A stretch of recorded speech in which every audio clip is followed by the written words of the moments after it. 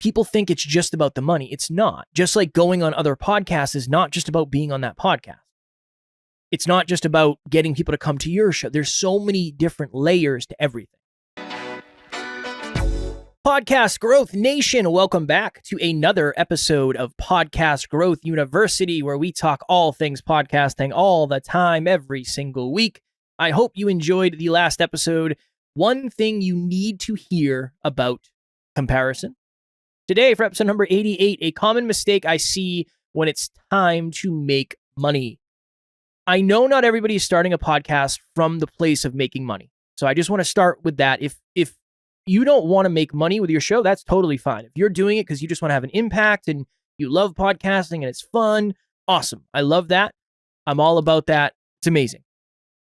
I was somebody who was very, very miserable at my real job, suicidal. I was having suicidal ideations.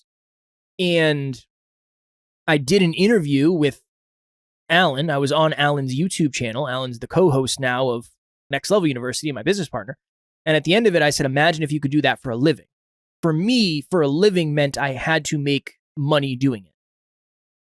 I am somebody who is extremely impact driven. I love podcasting because I get the opportunity to impact so many people all around the world. That's one of the best parts of it. I definitely wouldn't have done it for as long as I have if I didn't care about that. But I do understand that a lot of people, they want to take something that they love at such a deep level that doesn't really feel like quote unquote work, and they want to learn how to make money. So I don't know. I don't know if I do more episodes about money or less episodes about money than maybe other podcasts about podcasts, but it's one of the things I'm passionate about. I'm passionate about helping people take a podcast and then turn it ultimately into a real business, not something that is going to be dependent on somebody paying you for ads or sponsorships, like really putting the power in your hands. So just a little disclaimer before we start today's episode. Okay. I was on the Zoom machine with a client last week, and this client is a very, very, very well-studied and intellectual doctor of psychology. And she is amazing. She's awesome. Amazing, amazing, amazing. And she has a pretty successful podcast. Every month, she's getting more listens. She's growing, she's growing, she's growing. So I would say definitely in the top percentage of podcasts. She's doing a really, really good job. But oftentimes when we meet, I say, how's the business going? AKA, how are you doing in terms of making money behind the scenes from all the opportunities you have? And there's a common mistake that she's making that I see so very often, and I'm not sure where it comes from. We can chat about that. But the common mistake that I'm seeing is it's having way too many things. It's having 10 ways to make money inside of your business when you don't really even have enough people to fill out one way yet. Now, she's in a different boat because she has enough people to fill out one thing, but it's almost like she just has too many options. I love the Cheesecake Factory. Huge fan. The Cheesecake Factory, I don't know if it's international. It's a really nice restaurant that has a bunch of cheesecake, but they also have really good breakfast and brunch and dinner. It's really good, but their menu is massive. I can imagine there are probably people out there that do not want to go to the Cheesecake Factory because the menu is too big. There's too many options. I also love In-N-Out Burger.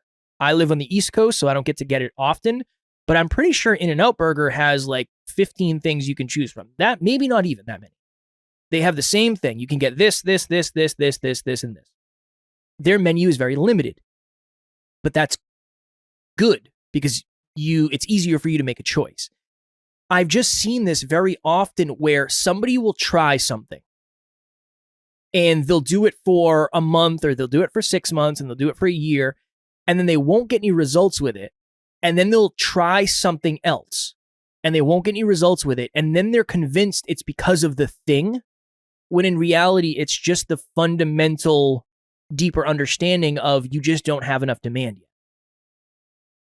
This is why I'm big on starting with one-on-one coaching if you are somebody who is able to do that with your podcast topic. Let me ask you this question. Do you think it would be easier to sell a $97 1-hour coaching session or a $47 online course? Many people will say, well, the $47 online course, that it's cheaper. It's also less valuable though, because it's recorded and I can't ask you any questions. Yes, it's cheaper. Yes, it's more scalable, AKA it doesn't take your time. You do it once and then it lives there forever, but it's also less valuable. It just is. That's the way it works. This podcast is not as valuable as a one-on-one call with me because I can't get super specific. I don't really know where you're at. There's just too many things that go into it. It doesn't mean it's not valuable, but it does mean that the thing at the bottom of the business, the last place you can go with me, the deepest place you can go with a business with me, should be the most valuable. So this is the common thing that I see. Somebody will say, I don't want to do coaching. Okay. I want to do courses, or I want to do group coaching, or I want to do this, or I want to do this. And I say, all right, well, it's important to understand that if you charge $97 an hour for coaching or $47 an hour for coaching in the beginning, like I did, if you have 10 clients a week, you're going to make $500 a week. If you have a $47 course, you have to sell 10 of those a week. It's a lot easier to sell one-on-one coaching than it is courses, depending on what your pricing is. So this is the common thing that I see where people don't want to make money in the most valuable way to the listener. They want to make money in the easiest way to them. I'm not saying that's wrong. I do think it's challenging in the beginning, though. At some point, I'll have a podcast course, most definitely. Right now, it's just not the best. It's not the best for me because I can take on more one-on-one clients. It's getting to the point where that's becoming more challenging, but we also have the podcast production side of things. So that's a little bit different too, where I don't coach everybody. So we have that's another revenue source, for lack of better phrasing. Don't spread out your monetization too much in the beginning. When you have the demand, sure. When you have people knocking down your door and you have 10 people who want to pay you $100 an hour and you say, I can't take any more than 10. Okay, cool. Maybe it's time for a course. Maybe it's time for group coaching, whatever it may be. But in the very beginning, when you are trying to monetize and make a meaningful amount of money, whatever that means to you. Now, again, maybe you just want to cover expenses and you get a sponsorship and they pay $100 a month. Okay, that's different. That's a different conversation. But if at some point you want your podcast to turn into a business where you can do it full time, I would go directly to the thing that is most valuable first. Now, I'm not saying that's the only thing you promote. I still subscribe to having social media be the top of your business, the podcast go under it, some sort of group, some sort of freebie, and then some sort of paid option. I still think that's the way to set the business model up. But I think the paid option should be the most valuable for your audience, not the easiest one for you. In the beginning. Yeah, Amazon is crushing it right now, but in the beginning, they weren't doing things the way they are today. They didn't have the demand. Yeah, some restaurants can say we're only going to be open from 12 to 5. But for some people, that's a terrible idea because they don't have enough demand to fill those seats in 5 hours. For those 5 hours. The supply and demand thing is very, very important to understand. And it's probably something I never learned in high school and I didn't go to college. I don't know. If you did finance, I'm sure you learned it. Or if you did economy, like economics, you probably learned it. But it's very telling for this. I mean, this is a super important concept. It doesn't matter if you have the best product or the best service or the best coaching or the best course if you don't have enough people that are interested in it. And that's why I'm so big on the one-on-one aspect of things, because worst case scenario, you work with someone. Let's say you work with someone for a year, one-on-one. They're your client for a year. They pay you $50 a week. You meet twice a month. You make $100 a month off of working with this person. That's how much you make. And they come to you and say, hey, I don't think this is for me anymore. I can't afford it. Okay, cool. Eventually, you have a course, and when people say that, you say, okay, I understand right now finance is kind of a bit of a struggle. I have this course that might benefit you. It's only $27 and it's X amount of modules. That's a good place for that person to go. Because in a way, and again, this is a dangerous game, in a way, they're almost okay with less value because they want to pay less money. Where I think a lot of people switch it from the beginning and say, well, I don't want to do one-on-one coaching. That's going to take up a lot of my time. Absolutely. Definitely. Yeah, it's going to take up a lot of your time.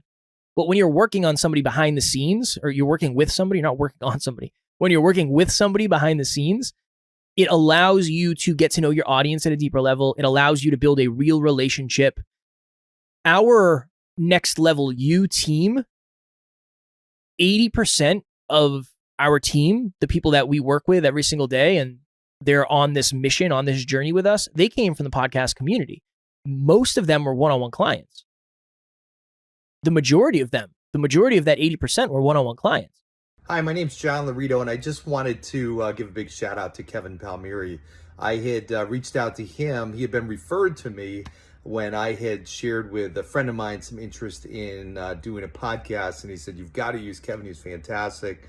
He's the best around. He'll get you started and off the ground and soaring high. Kevin was phenomenal in terms of leading me through the whole process, and not just easy to work with, but really, really knows his stuff. So whether you're looking for somebody to help you and get you started, or somebody, as I've done, where I'm putting it entirely in his hands because I've got total trust and confidence in him, any of those ends of the spectrum, you're going to have a lot of success and a lot of fun working with Kevin.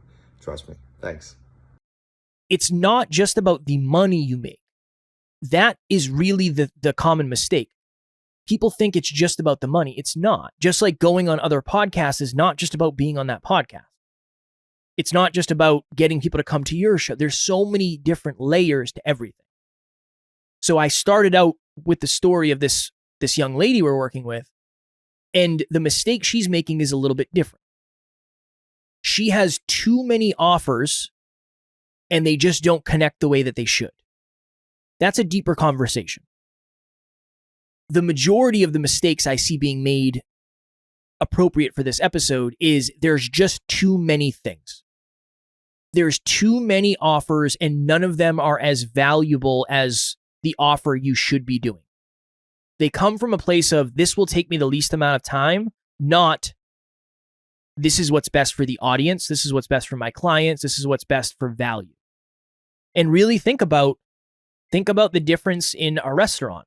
One restaurant that tries to make it as fast and efficient as possible, McDonald's, and a restaurant like In-N-Out Burger, where there's going to be a line around the block most likely, but their customer service is world class. They pay their employees more, I believe. I'm 99% sure they pay their employees more. And they have higher quality food. It's not about them. It's about you. It's about your experience. It's about the value that they can bring to you. It's such an important understanding. And the reason, circling back, the reason that I think this is something that happens so often is when you start a podcast and you have the goal of making money and turning it into a business or turning it into your full-time job or a side hustle or just extra money. If you haven't studied business before, you're pretty much starting a business with no business experience, just like I did. I had no idea in the beginning. I had no clue. I didn't know any of this. I knew I liked to podcast, and I knew I'd like to find a way to make money podcasting, and those were kind of the starting points for me. I definitely fell victim to this in the beginning, so I'm not shaming. There's no shame for this. This makes total sense why this would happen. But in the beginning of a business, you're kind of putting in the hard yards, where you're doing stuff that's just not sustainable. Maybe you're doing stuff you don't enjoy that much, but the ultimate goal is to build up enough connection with your audience. The ultimate goal is to build up enough momentum, enough understanding, and eventually enough demand. We have done 13 rounds of group coaching, 13 rounds of 10 people. So 130 people have been through our group coaching. We would not be able to do that if we didn't have the demand. We couldn't have done that in year 1. We couldn't have done that in year 2. We probably couldn't have done that in year 3. Because between Alan and I, we might have only had 10 clients, 15 clients, 20 clients. But those clients were working with us because of the value. They were working with us because they wanted to work one-on-one with us. Maybe group coaching wasn't an option that they wanted. Yeah, it's an option maybe we wanted. We didn't really. We didn't think about it until later. At least I didn't think about it. I'm sure Alan had it in his mind. But it wasn't what was best for the audience. I think that's just an important thing to understand when it comes to not just the podcast, but the business. If you're thinking of your offers and thinking of your pricing and thinking of the way you do things based on you and your goals and your desires, I'm telling you, it's a potentially dangerous game. It's potentially dangerous. I did a podcast breakthrough session. Shout out to Rick and Fatih, two of our new clients. And when I told them how much it was, I said, for what you're looking at, it's this and this and this. It's $497 a month.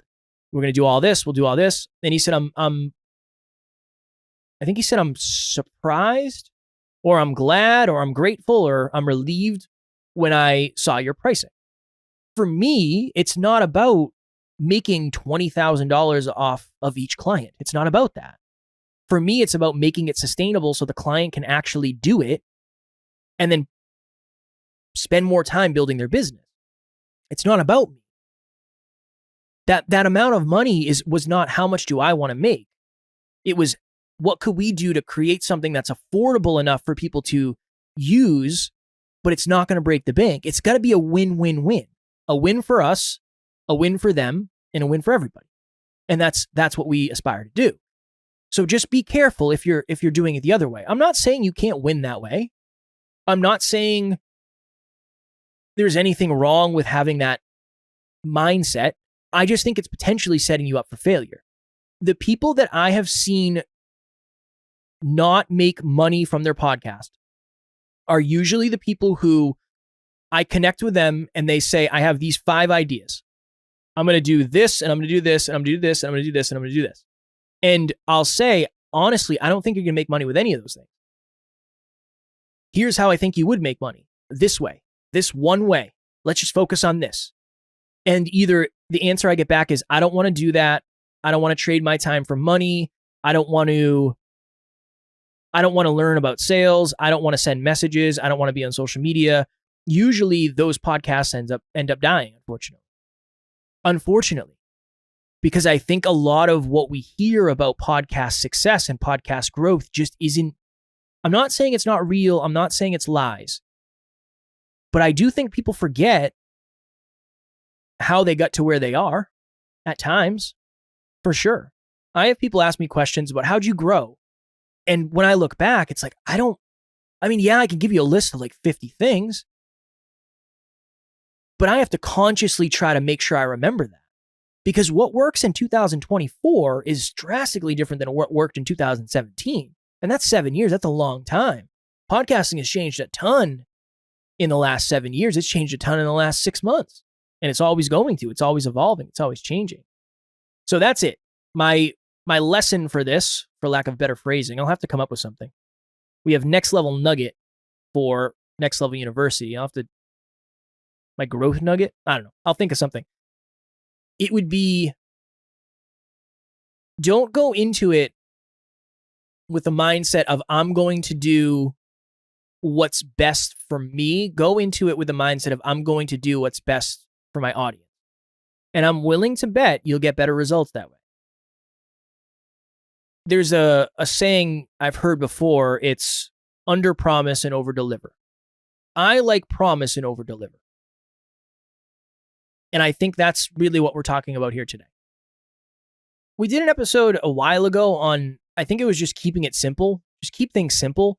This is another important one. Don't overcomplicate in the beginning. You don't have to have a membership site and an email sequence that does all this stuff. You don't need that in the beginning. You need to be having one-on-one conversations with your audience.